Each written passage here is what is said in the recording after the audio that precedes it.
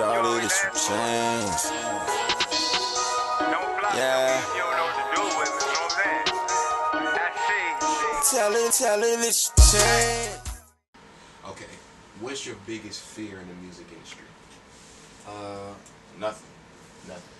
Nothing. Fear it's an adjective for weakness. You know what I'm saying? Okay. So I don't really have too many of those. I just fear being scared. I fear being fearful, but I pretty don't want to touch too much. That's where I'm at with it. I don't really fear too much. Okay. So explain like how your music career started and explain your style. As an artist, it just kind of emerged. I mean, I produce beats for a lot of people and been around a lot of the people in the industry. Rada MC, shout out to Rada MC. I played drums for her, been around her for a while. So I kind of just was in the background for a long time, you know what I mean, playing the scenes. And like I said, my dad's in the industry, so I just was in the back for a while. And my sound kind of just emerged on its own, you know. Like one day I kind of got tired of stuff and life kind of get to kicking in and I needed some outlets. And then I just was like, hey, this is all right. Right. And it just naturally emerged. I mean, the way I sound is just, it's just how it comes out. Okay. You know? Yeah. So Chronicles of Drama City is out. Where can the people find it at and how is it doing? I actually think it's doing pretty well.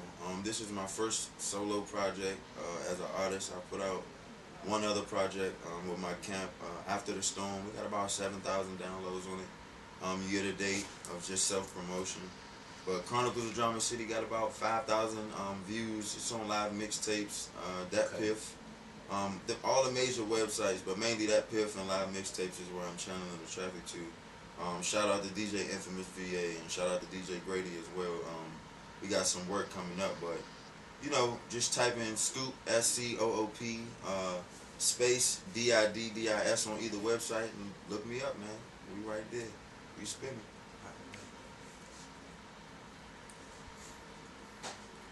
Okay, so Chronicles of Drum City is out. What's next for you? Yeah, man, it's a lot.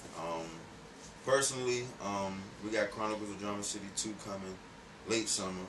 And I say that first because that's still where I come from. I really want that project to be, it's a brand. It's not just a project. You'll hear me saying Chronicles of Drama City throughout my career. You know what I mean? That's a brand. Like, it's the story of this area, not just Washington, D.C., just the DMV lifestyle. Like, a lot of people don't know what it is, but that's coming in late summer, early summer actually. We're going to bump that to early summer.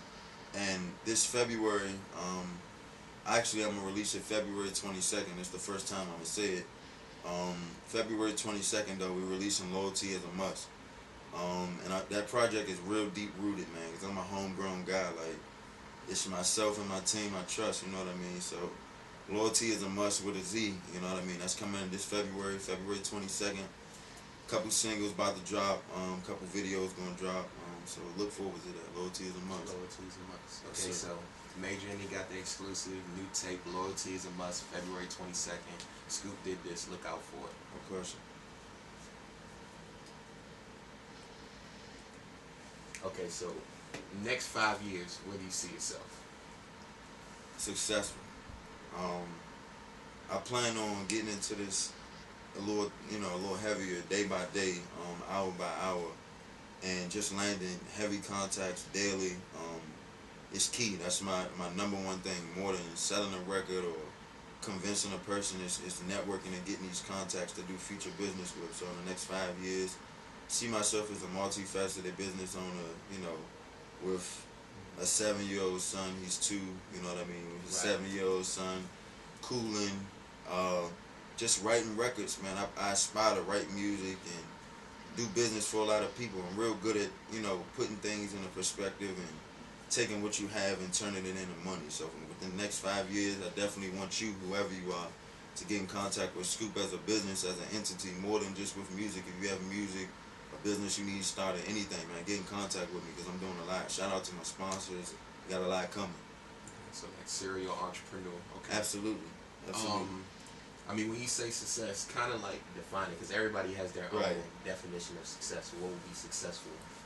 Success for Scoop is starting a grounded business in Umbrella Studios and, successfully getting this sound from the district, which heavily comes from go-go music in my eyes. You know what I mean? I'm like we said earlier, I'm a go-go musician. I'm a musician and an entertainer on the whole, but kind of getting that sound deep rooted from the district and this DMV area on the whole, getting it out, man, getting it widespread. There's been a lot of things done. You know, shout out to Wale, Red Essence, and UCB, and a lot of different guys who got it out of this area. Fat Trail with the Maybach thing. It's a lot of things popping right now. Roller, Ryder, MC. I mean, a lot of people making moves, but I kind of just, I've been grounded. Like my dad has been in this industry, and like I said, since before I was born. Playing with a band called Reds and the Boys, and working with Tony Terry as a writer and producer and things like that. So, just want to take everything I learned and acquired as an adult and just get that sound out this area and get it to the world global, man. Yep. And while we shout out the Logic out there in Maryland, shout out the Bars, the Constellation, shout out to Andre Soul, shout out my man Shane Monkey Business for the crew neck. Okay, so what are some of your goals musically? Musically, let me touch on something while you say that. Musically, I think the state of music right now, I'm going to bring that up too as well. The state of music in general is kind of up for grabs right now. You know what I mean? It's kind of like, it's a lot of things going on. There's so many things going on that everything's open right now. You know what I mean? It's just sounds different music. It's Kendrick Lamar, he's burning up songs with lyrical driven songs, and then you got guys like Lil Durk who just burning up the commercial airways with just hit records. So, myself personally, I kind of want to touch in the middle. You know what I mean? I want to have those commercial records with substance. You know what I mean? That's like one of my large goals, to kind of bridge that gap of, what we like to call trap rap, because I mean, I have a deep-rooted story that, we can get the second interview and talk a little bit more about my person and give people a little more about who I am, but I just want to bridge that gap of commercial music and trap rap and go-go and DC with the lyrically driven artists and the producers and the live musicians.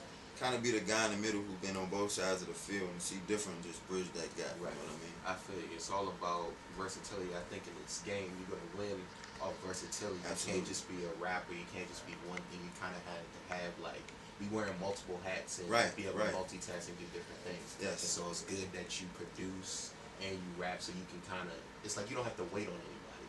When something comes, you get to it, basically. Yes, sir. Shout out to my team one more time. Umbrella Studios, Superhero Supreme, Mikey, Ryan, the whole team. My sponsors, Miss Nine Creations, Caitlin White, my stylist, she's going out LA soon.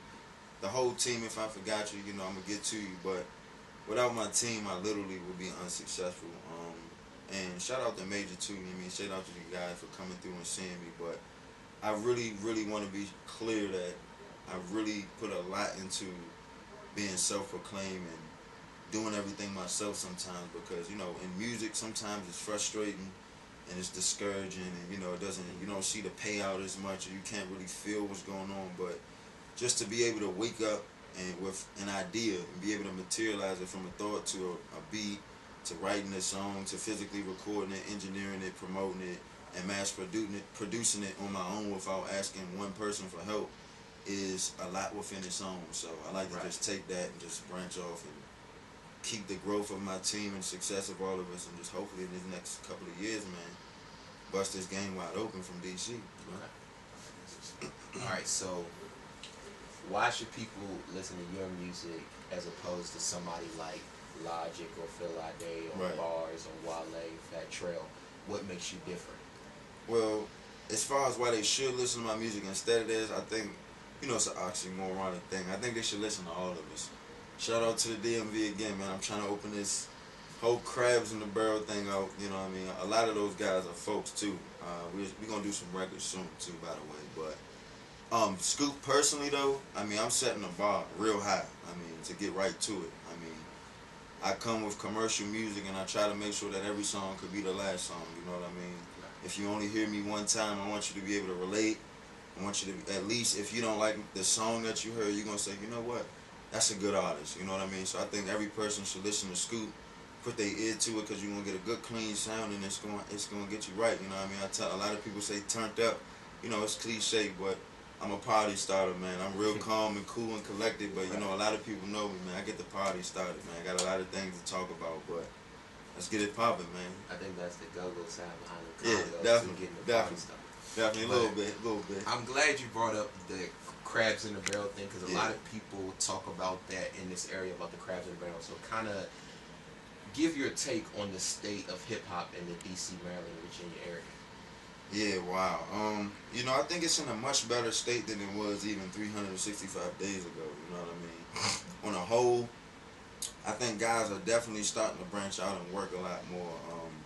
You know, even how me and yourself was able to link today. I mean, you're able to just get on your computer if you out, you know, if you can reach out to people and just kind of just touch on someone's Twitter page and, you know, ask them in this area. And I definitely think a lot of responses in this area are getting up with the responding back and things. Because I know a year ago I would reach out to someone on Twitter and I wouldn't get a response, period. Like, forget, you know, It was just, I'm not hollering. But I think it's definitely in a better state, you know, not to cloud the whole area and make it sound bad, but I just think we got work to do.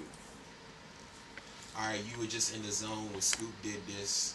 I just want to shout out a few people real quick. Shout out my man Chris Jones and Coastline Productions behind the camera. Shout out Shane Miller and Monkey Business for the crew, Nick. Shout out my team. Shout out Andre Soul, Max Skyhowry, Chris Saki. So Scoop, where can the people find you on social media? They can find me, Scoop Diddis, SCOOPDIDDIS. I'm going to say it again. That's SCOOP. So again, this was a Major Indie Umbrella Studios collaboration right here. Shout out the Black Passion Band. Shout out to Scoop Diddis. Shout out Ryan the Barber. Got me fresh before I came up in this thing. Major Indie, we taking over one interview at a time. MajorIndie.com is where you can find the blog site. Shawty, this some chance. Yeah. Tell it it's your chance. And God pop a band.